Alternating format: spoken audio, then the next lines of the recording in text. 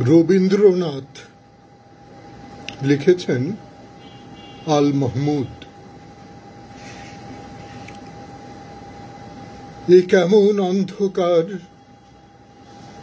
বঙ্গদেশ উত্থানে রহিত নৈশব্দের মন্ত্রে যেন ডালে আর পাখিও বসে না। নদীগুলো দুঃখময়, নির্গত মাটিতে জন্মায় কেবল ব্যাঙের ছাতা, অন্য কোনো শ্যামলতা নেই। বুঝি না রবীন্দ্রনাথ কি ভেবে যে বাংলাদেশে ফের বৃক্ষ হয়ে জন্মাবার অসম্ভব বাসনা রাখতেন।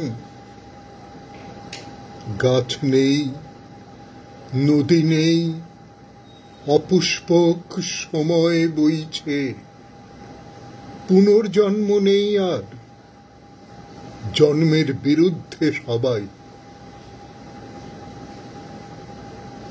শুনুন রবীন্দ্রনাথ, আপনার সমস্ত কবিতা আমি যদি পুঁতে রেখে দিনরাত পানি ঢালতে থাকি, নিশ্চিত বিশ্বাসেই একটিও উদ্ভিদ হবে না আপনার বাংলাদেশ এই রকম নিষ্ফলা। ঠাকুর,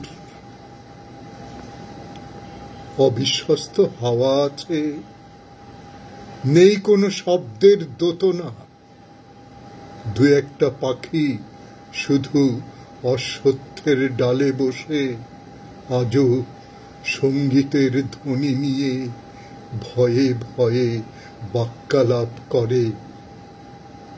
বৃষ্টিহীন বসেখের নিঃশব্দ 25 তারিখে।